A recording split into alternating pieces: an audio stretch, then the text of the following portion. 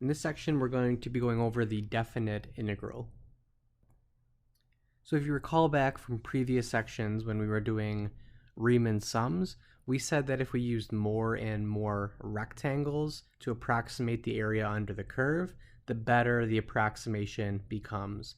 So what that means is we have this little limit, is that the area under the curve is going to be the limit as n approaches infinity of the sum of the area of all of the rectangles. Okay, so this essentially just means as we have more and more rectangles, as the number of rectangles approaches infinity, and we add up the area, so this right here represents the area of each rectangle, and the summation is the sum of essentially the infinite number of rectangle areas. So this whole thing is going to equal the area under the curve, the actual area under the curve. And another way to represent this is going to be using a definite integral. So let's go ahead and see the notation for this.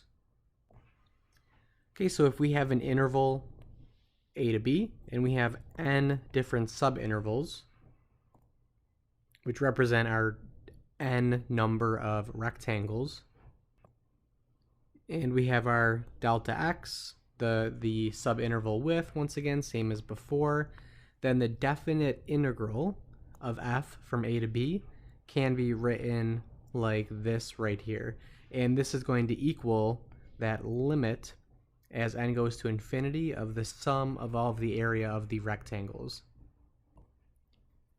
Okay, so this is just another notation, but we're going to see going forward how to solve these by hand and why this notation is used. So let's see just what this notation actually means. So if you saw this symbol right here, it's called an integral sign. It's essentially an elongated S.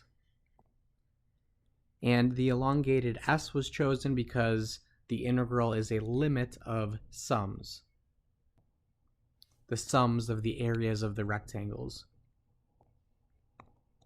Okay, so in this notation right here, we have f of x, which is obviously a function. F of x is going to be the function that we are integrating. It's called the integrand. And then we also have our little a and b. The a and b are called the limits of integration, where a is the lower limit and b is the upper limit. So that's from the interval a to b. And then the last thing is the dx. The dx is going to just represent that the independent variable is x, and that's what we are integrating with respect to. And this whole entire procedure of calculating an integral is called integration. So make sure you know all of this terminology. Okay, so now relating this back to the Riemann sum, if the function's positive, so if the function is above the x-axis over that interval a to b, then the Riemann sum is just going to be the sum of the rectangles, which we knew from previous sections. That's something like this right here. We would just find all the areas of those rectangles and add them together, giving us a positive approximation for the area. So now, if we have the integral of f of x, this represents the actual area under the curve. So you can see it right here in this graph. It perfectly represents the area under the curve. You can think of it as there's technically an infinite amount of rectangles under there, giving us a perfect area under the curve. So that's the example where f of x is positive, it's above the x-axis. Obviously, we know that a function is not always positive all the time. It could be above and below the x-axis over an interval. So if a function takes on both positive and negative values over the interval, then the Riemann sum is still going to be the sum of the areas for the whole entire interval. The only difference here is that if it's below the x-axis, if the function's negative, then it counts as a negative area. So if we're doing, for example, the Riemann sum from A to B, then we have this positive area, then we have a negative area and a positive area. So we would say that the Riemann sum over the whole entire interval is called the net area, because we're going to have to add some areas, but we're also going to have to subtract some. So we'd call it the net area. Okay, and then similarly, if we have the integral of f of x, then we have the 100% perfect area once again. It's not an approximation, but this is going to be called the net area because it's positive above the x-axis, negative below.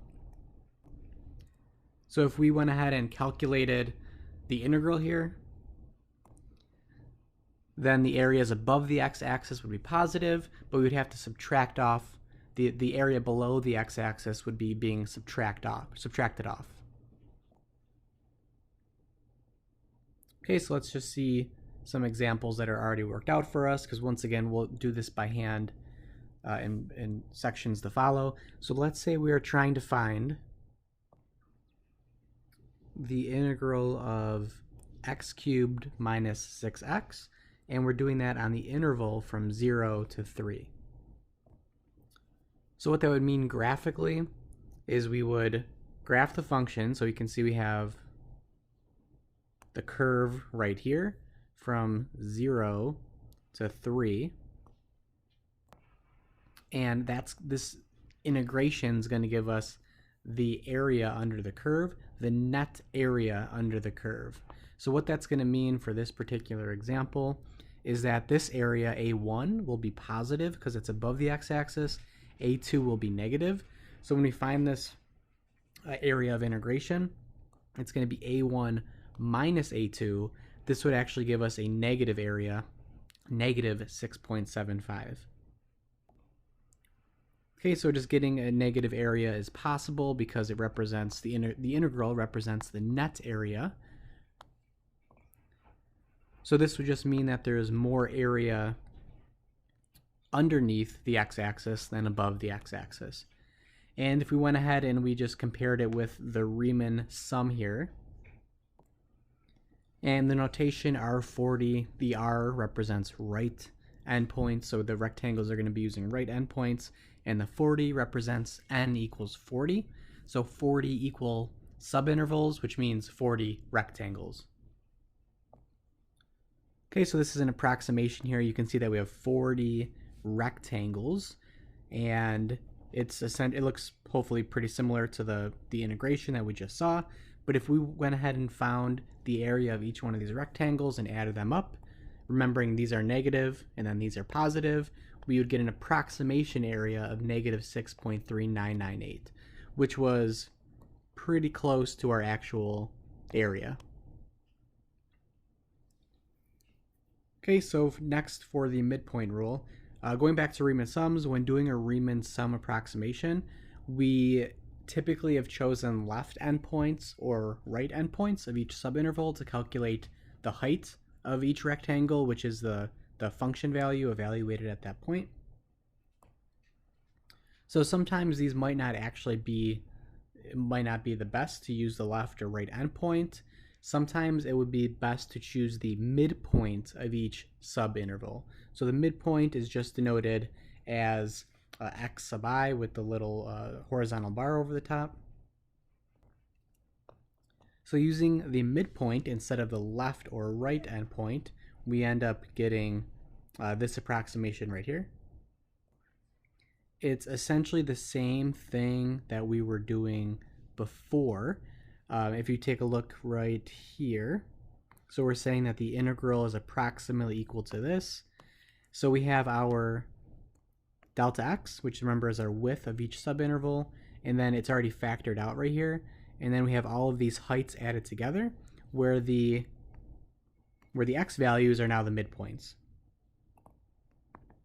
So same thing as before, we have our delta x is just b minus a over n.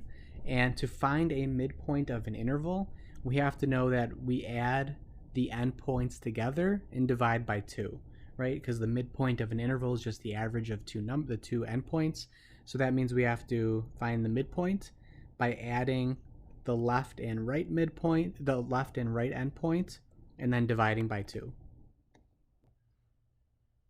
So let's go ahead and see an example. Let's use the midpoint rule with n equals 5 to approximate the integral of 1 over x dx from 1 to 2. So let's get a graph of this just to see what we're doing. And let's say that 1 over x looks something like this. And this is not going to be drawn to scale. I'm going to put 1 there and 2 here. So we're going to have 5 rectangles over this interval where the height is the midpoint of the rectangle.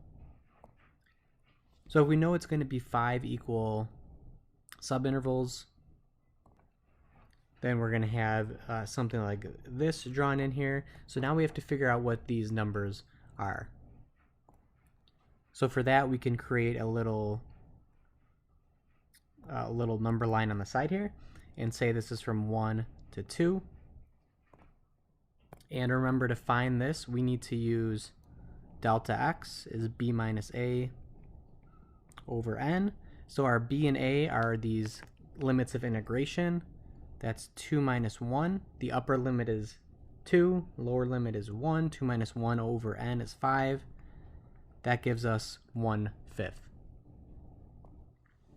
And I'm going to use decimals here. So 1/5 as a decimal is 0.2. So that's going to be add 0.2, add 0.2, and keep on adding 0.2 until we get to the right endpoint of 2. So that's going to be 1.2, 1.4, 1.6, 1.8, and then 2 is our last one. So I'm going to go ahead and fill those numbers in on the actual graph. And before, when we were doing left or right endpoints, we knew that we could just see our left and right endpoints just by looking at this. Now for the midpoints, though, we need to use the points in the middle to find our height. So we need to find all of these points right here. And to do that, that's just going to be the average of the left and right endpoints. So for example, this point right here, I'll just write this one out, is going to be 1 plus 1.2 divided by 2. And we know that that's 1.1. If you calculated that, you would get 1.1. Some of these are going to be easy enough to do in your head. We should be able to do all of these midpoints in our head. For example, what's the middle of 1.2 and 1.4? Well, the midpoint between those is just 1.3. Right, and then another way to do it is, or keep on going then, the next midpoint's 1.5, 1.7, and 1.9. So these are all of our midpoints for these intervals. Let's say we calculated or found the first midpoint. Once you find the first one, you could actually go back and just reuse your delta x and say, okay, the next one is going to be plus 0.2. Next one, plus 0.2, plus 0.2, plus 0.2. So that will always work as well. So a couple different ways you can find these midpoints. Okay, so that means now, taking a look back at the graph on the left, we're going to be using these midpoints, and there's going to be the midpoint there, and then the midpoint here, here, and here. And these are going to be the heights of our rectangles. So the first one would be a height of this right here. Second one would be right here. Third one right here. And these are all of our rectangles now. So you can see why the midpoint one's kind of nice, because we have some parts on the right are going over the curve, and then the parts on the left are still under the curve, so they're almost going to not exactly cancel each other out, but it's going to give us a little bit better of approximation than left endpoints and right endpoints. So once we have that, that's kind of the hard part. We can go ahead and just use the formula now. And I'm going to say that the integral of 1 over x dx from 1 to 2 is approximately going to be delta x times, so I'm going to do this formula where the delta x is already factored out front, delta x times all of these heights, and I'm just going to go ahead and use the midpoints right away. So these are the values that we're using to find the heights. It's going to be f of 1.1 plus f of 1.3 plus f of 1.5 plus f of 1.7 plus f of 1.9. And now for this, delta x was 0.2 or 1/5, depending on which one you want to use, doesn't matter. So it's going to be 1/5 times, now we need to take all of these midpoints, 1.1, 1.3, and so on, and plug them in our function of 1 over x. So it's going to be f of 1.1 is 1 over x, so 1 over 1.1. F of 1.3, 1 over 1.3. F of 1.5, 1 over 1.5, and so on. Okay, so we can go ahead and just plug this in a calculator to get an answer, and we would get that this is going to be, the integral is going to be approximately equal to 0.691908. So that's going to be the approximate area underneath that curve. We can see that it's going to be a nice positive area under the curve because the curve is, the function's positive for that whole interval. Okay, and then just some last little properties here of a definite integral. We're going to be using these properties to help us evaluate them. So the first one is if we have a integral of f of x dx, notice that the bounds change here. So the first one is from b to a, the next one's from a to b. So if you have the same exact integral and the same exact bounds, but they're flipped, then they're going to be the same number, but they're going to be the negative versions of each other. Okay, so if you flip the bounds of integration, the limits of integration, then the answer is going to become negated. So that's very important, so definitely remember that. Next one, if you are doing the integral and the limits of integration are the same, so from a to a, so that's, for example, if you're doing the limit of integration, or the integral of 2x from 3 to 3, then the answer is always going to be 0. So if these limits of integration are equal, your answer is always 0. Hopefully that makes sense. If your interval is just at one point, it's not really an interval, so there's no area underneath the curve. Next one, if you are doing the integral of a constant, so c here is a constant, then we know that the graph of a constant is a horizontal line, and if we're trying to figure out the area underneath the curve of a horizontal line, that ends up being a rectangle, and then we know that the area of a rectangle is base, which is b minus a, times height, which is c. So that's kind of a nice little shortcut for evaluating that type of definite integral. And b and a are obviously the limits of integration here. And the next couple ones are just ways that we can rewrite them.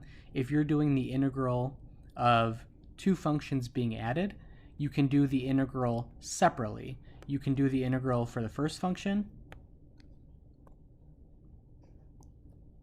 and then plus the integral for the second function after that. And then always make sure that they have their dx. Anytime you're doing a integral, it should always have your dx or whatever the variable is, dt, whatever it is.